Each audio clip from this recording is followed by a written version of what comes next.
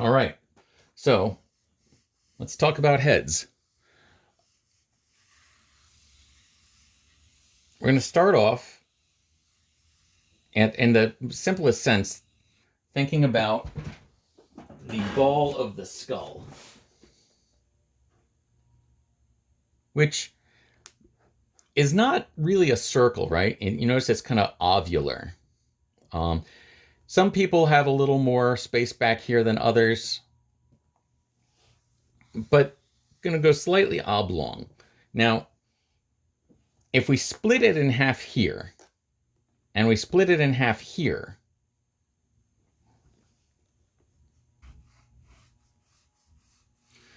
and for argument's sake, right now I'm just going to think about it in crescent shapes, right? So here's the split of the front, and here's the split of the side.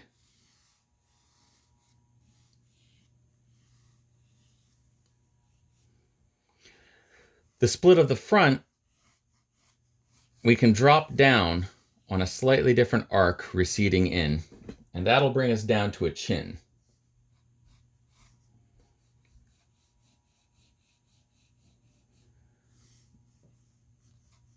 Now, if we roughly connect,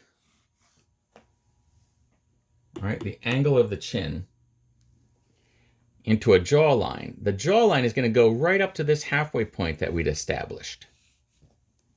Right here. And that is going to be where, at the base of the ball of the skull and the connection of the jaw, an ear roughly hooks onto the head. At this point, we can go right ahead and remove the remaining traces of that sphere so that they don't confuse us. Now, from the crown of the head to the chin, the eyes fall about halfway. Right? This is one of those proportions that we've all learned by this point, probably. You know, if you set a skull on a table, you go, I don't know, the eyes look like they're very far up. But that's not how our skulls sit on our bodies. Our skulls sit on our bodies like this. And so the crown of the skull is back here, the highest point of it. It's not right above the forehead. And so from here to here, the eyes really do fall in that halfway point. So I'm going to go across here. Now the nose, an adult nose generally falls about halfway down from there, and an adult mouth falls about a third of the way down from there. And if we get those, we can already start to see how that's going to turn into a face.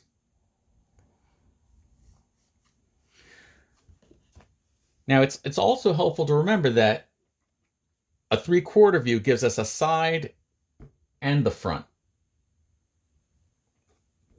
So we want to think about the construction of where the side plane of the face meets the front.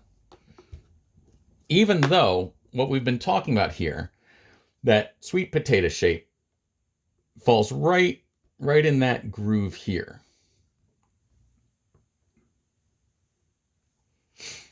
So there's a lot of loose tissue between the cheekbone and the line of the jaw.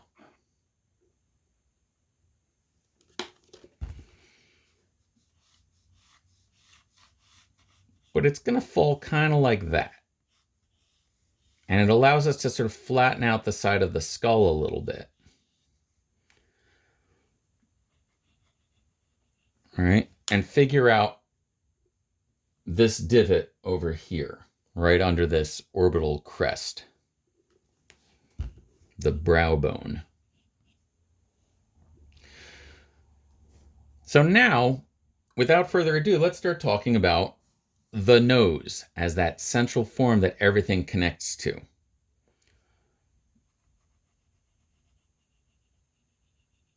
Now, right here is the anime nose.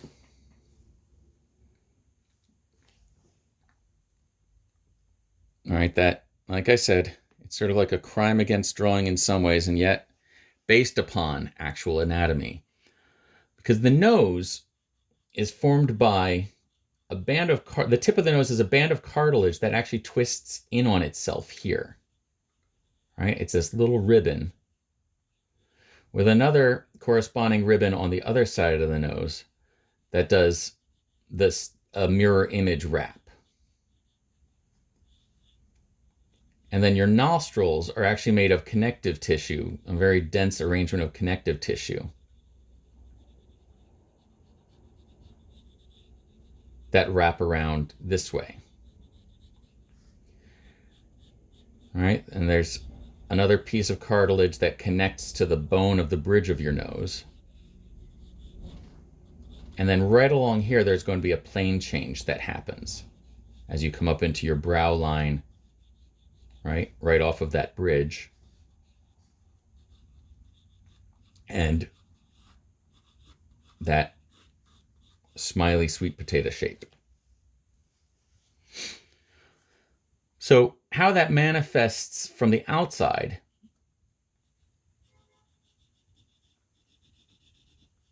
this band that wraps around and forms this little circular or this little spiral around the tip of the nose and then is mirrored on the other side, right? We get this shadow, but from that shadow,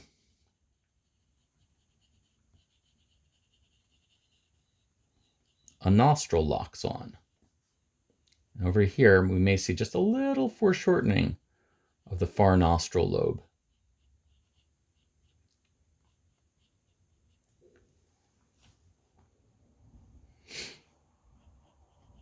Now, if we follow that bridge of the nose up, now we want to remember the center line of the face is the center line of the nose. The bridge isn't going to come right over to it, but it's going to tell us the width of the nose coming off of the center line of the face. And that bridge is going to wrap right up here and tell us where that orbital crest, that little bone above the eye, comes out. And your eyebrow is usually going to grow right along that ridge anyway. But that brings us to this eye. Now, we can draw a little vertical up and tell ourselves that lining up on the same line as this one is where we're going to find that tear duct. That only helps us so much. But if we can picture that sweet potato,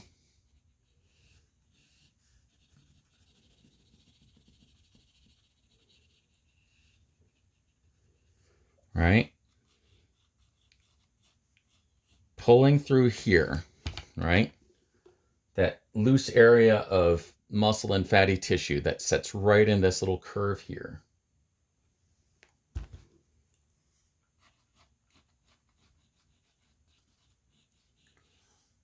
We can tell that we've left enough room for a mouth, and we can tell where the bottom of the orbital socket is going to sit, right?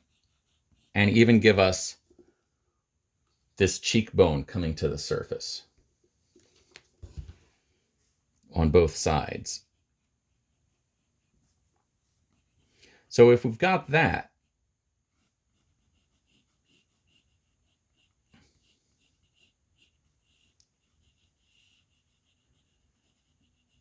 suddenly finding how the eye is going to sit inside there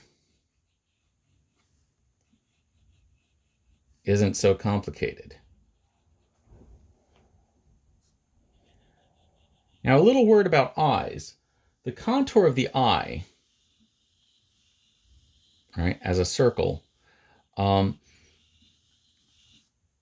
by the point that we've all gotten this far, we've figured out in life that eyes are not footballs like our fourth grade art teacher might have taught us they were, right? There's a reason that doesn't look like an eye. And that reason largely is that if this is the eyeball, right, and there's our pupil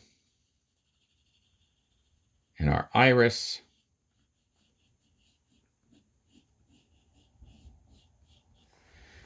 this shape requires the opening of the eye to be perfectly centered on that eyeball. And that's not really where it goes. All right. There's this little S curve of orbital crest that your eye plunks into. And then your eyelid sits a little lower than the center point on your eye. And that causes it to have this particular asymmetrical sort of S curve to it. All right. It causes the lower lid to have a different contour as it hinges under the top lid.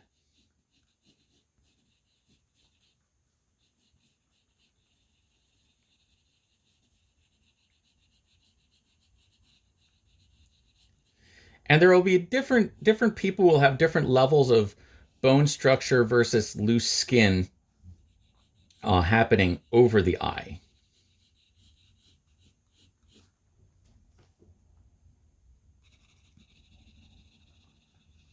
Right? Some people have like a more of a hooded top lid from loose skin gathering here, but still with that little bit of bone usually bumping up to the surface. Likewise, a slightly more almond-shaped eye, right, maybe as opposed to wider towards the nose side, the asymmetry may go in the opposite direction.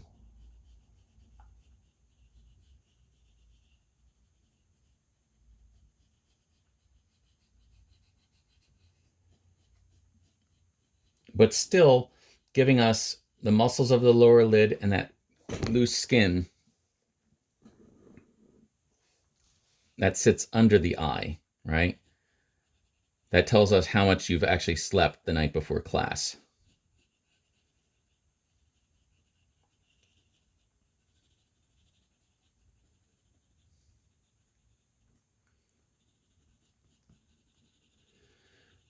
All right? That bone of the orbital socket often catches us.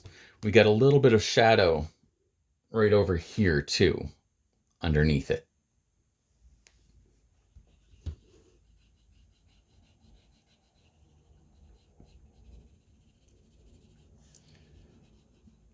All right, and then we need to figure out what the complementary version of those shapes in the other direction is.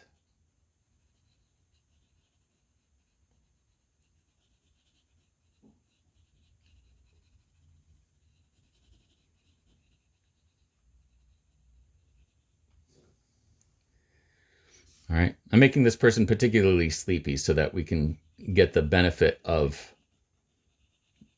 these shapes. So once we've got ourselves that kind of sweet potato smile, we've got the plane change on the side of the nose that leads us into that. We've got the little anime nose that leads us into the spaceship of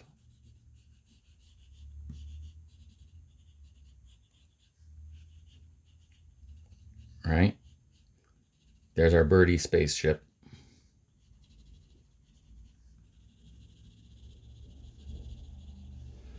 That once we find it,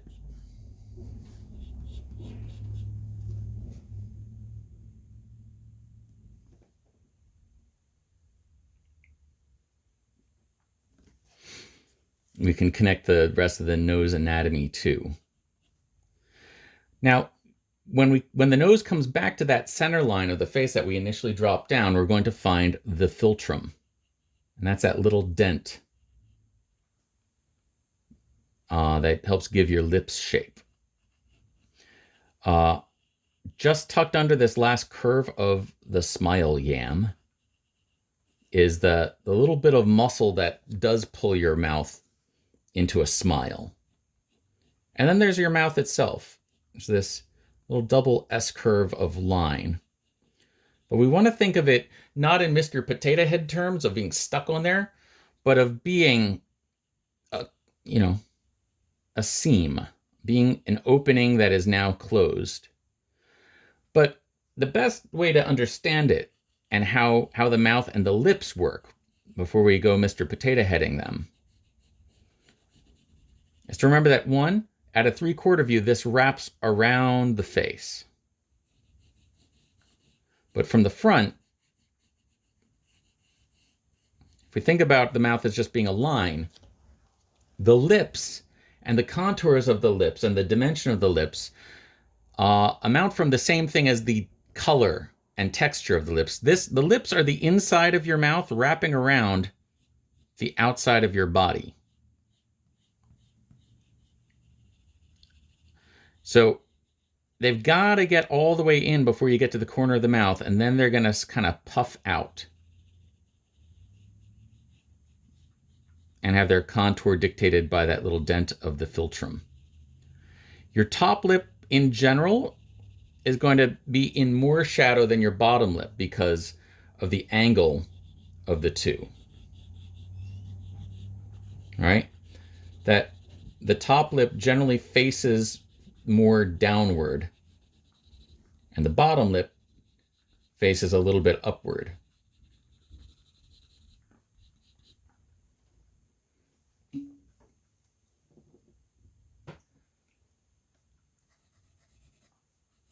And then the bottom lip wraps around similarly, just kind of puffs out of there, faces up a little bit more than the top lip, but still has to get inside, back inside before you get to the corners.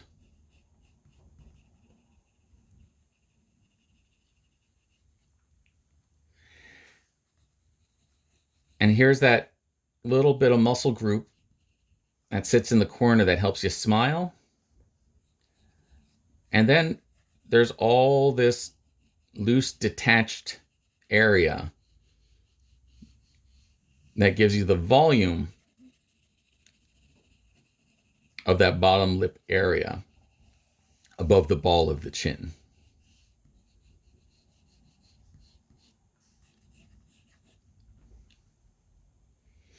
So from a 3/4 view, we want to remember that the mouth wraps around the face. So we're going to look at this side of the mouth, and the far side will be foreshortened. And the same is going to go for how the bottom lip tucks out underneath that.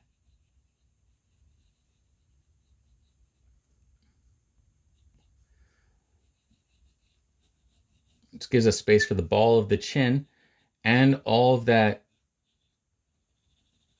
loose skin and but dimensional structure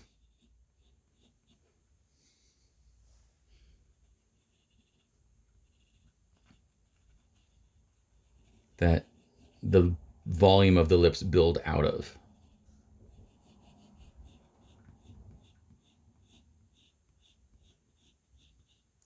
So right here and right here, we've got bones that come right to the surface.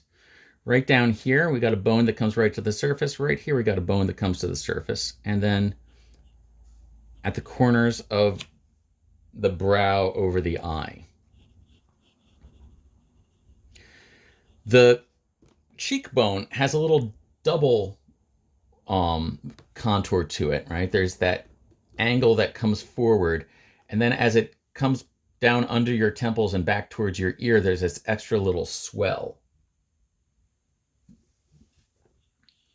that comes to the surface, right? Like I said, at the base of the temples. And through here, your jaw muscles attach. So you're going to get a muscular shape here, right behind all this loose skin of the opening of the mouth.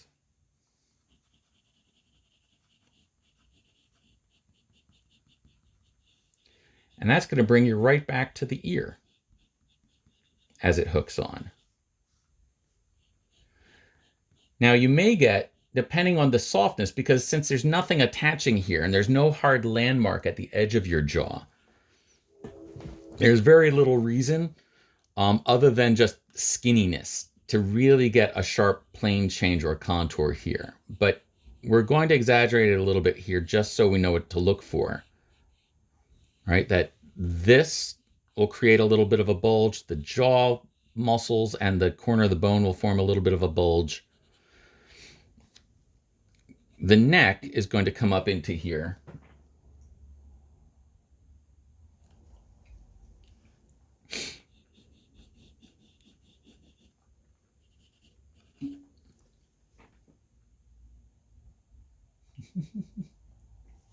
You don't need, you have your own skull. Every time you're in doubt, just feel around on your own face for these parts.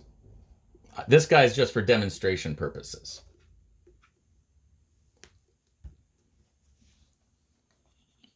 As a matter of fact, he's only been a resident of my house for like the last 2 years.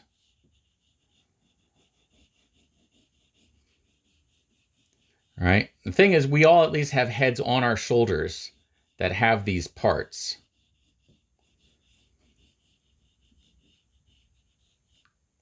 The neck, then, coming up into the head is this kind of trunk-like shape because it's formed by like that hard cartilage of your throat.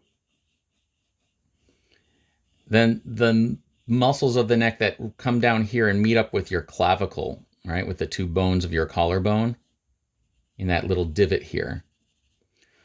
And then there's a little hollow that's generally formed right in here where your trapezius muscle, that muscle of your upper back, wraps around and forms the rest of your shoulders.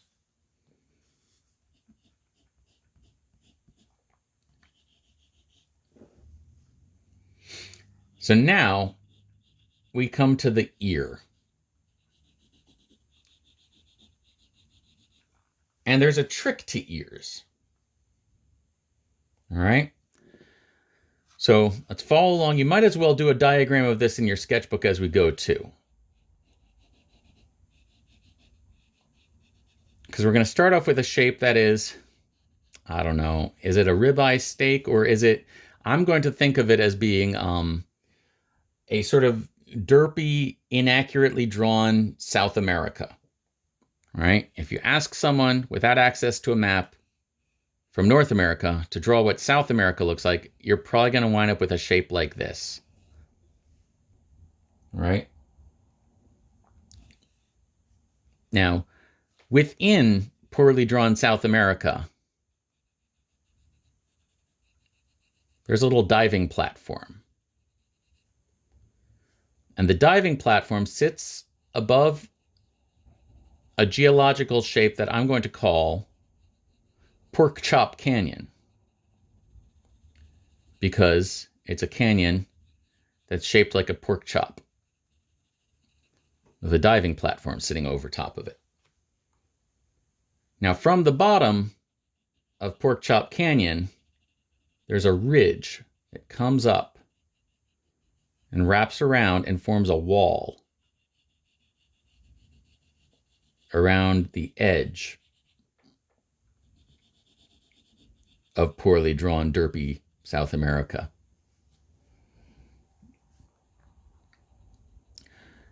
Now, that wall has a sharp lip to it that slowly kind of gets shallower until it kind of disappears somewhere down here. But it forms a second ridge, like that eventually actually splits off into a Y shape before tucking under the wall.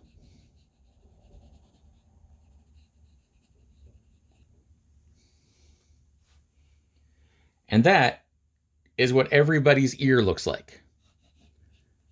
And that goes for, even if you've got like a much more, just potato chip shaped ear, you're still going to get a diving platform and your own little private pork chop canyon and a wall that runs along the outside of it before tapering off to nothing, and some little version of this Y-shaped secondary ridge running along the edge of the canyon. Whether you've got a detached earlobe at the bottom of that or your earlobes are attached to your skull.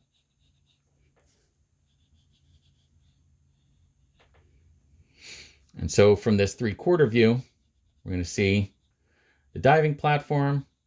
We're going to look just inside the edge of that canyon. We're going to see the wall come up from the bottom of it and wrap around at a 3/4 view, we're actually going to be able to see inside the edge of that wall for a moment before the secondary ridge rises up and blocks it and splits off into a Y under here.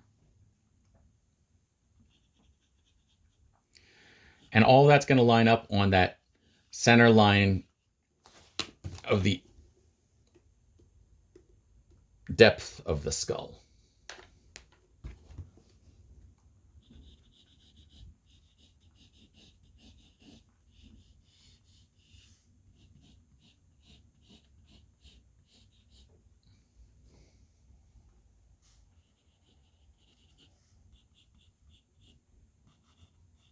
Now, if your face thins out a bit, you're going to catch roughly a diagonal, right, where this tissue all kind of sinks in, leading you to the corner of the mouth. Right? Corner of your mouth isn't way back here, right? You only see a couple teeth when people smile.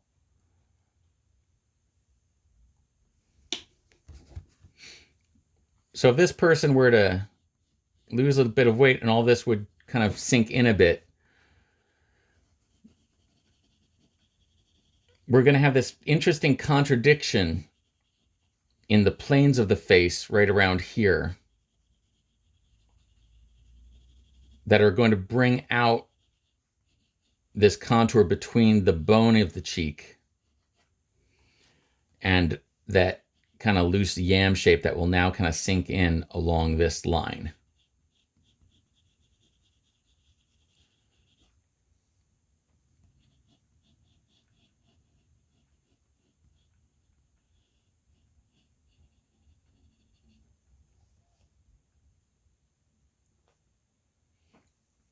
As you get older, this line is going to slowly become more prominent. All of this tissue is slowly going to kind of sink down so that your eyebrow may eventually wind up under that bone. All of this is going to droop a little bit too, but you're still going to have a landmark here where it needs to come back and meet the bone right before the ball of your chin. Same thing's going to happen if you were to like really let yourself go, and rather than getting emaciated like this person right here, if you picked up weight through here and you picked up weight in your neck, the double chin happens because right here there's that landmark that if you tap, you're always going to find the bone right under the surface there, right on this edge. And so if your neck sort of like inflates at some point and you wind up with a head shaped roughly like that, no matter how much your smile yam needs to fill out and eventually obstruct any view of your jawline inside that loose area, the line of your chin, your jawbone, is still going to come up to the surface.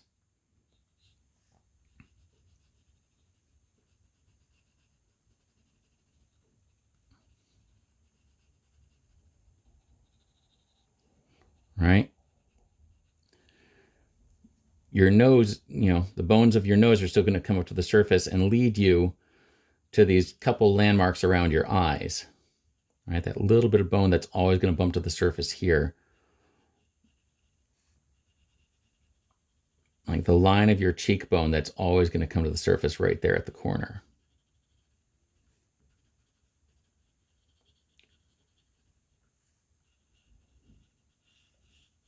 And then your ear is going to poke out here somewhere.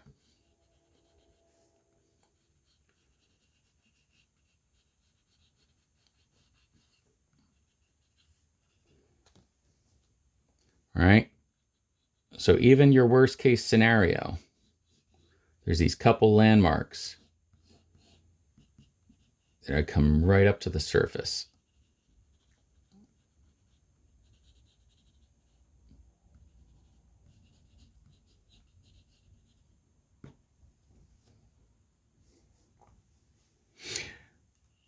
Now your hairline, as it delineates all this, most people's hairlines actually have like a little double stair step that comes up from the ear sideburn area up to the temple, pulls a little zigzag, then comes up into your hairline, whether you've got a widow's peak, right, or your hairline just goes straight across. But it's helpful to look for this little stair step that goes up from the ear to the temple. It may be more curved. Some people have more baby hair like around the edges of it that make it seem almost like a wavy diagonal.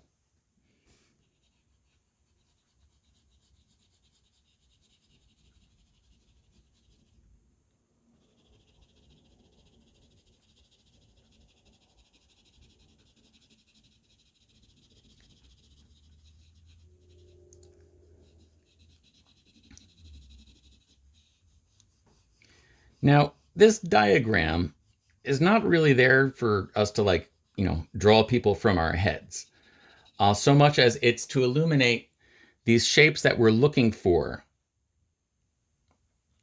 in people. And that's not to say that we won't even find exceptions to it. All right? But if we know what we're looking for, we can find all these things sort of lining up not in an oval, but in a sort of like a fun little octagon shape from the front.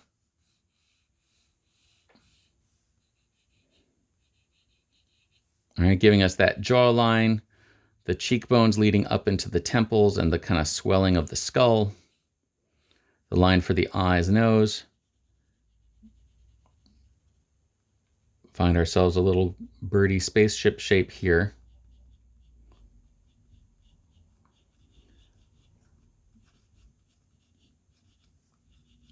Couple of sweet potatoes.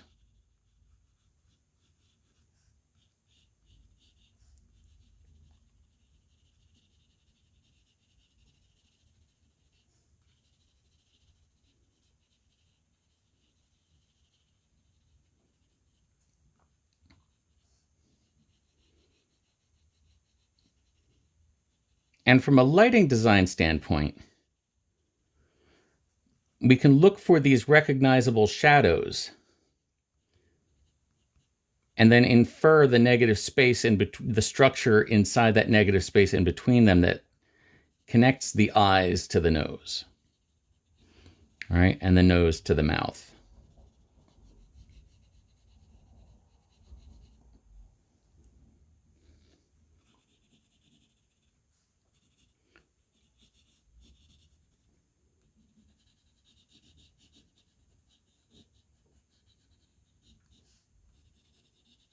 Right? And even that kind of stair step of hair, if we're shortened across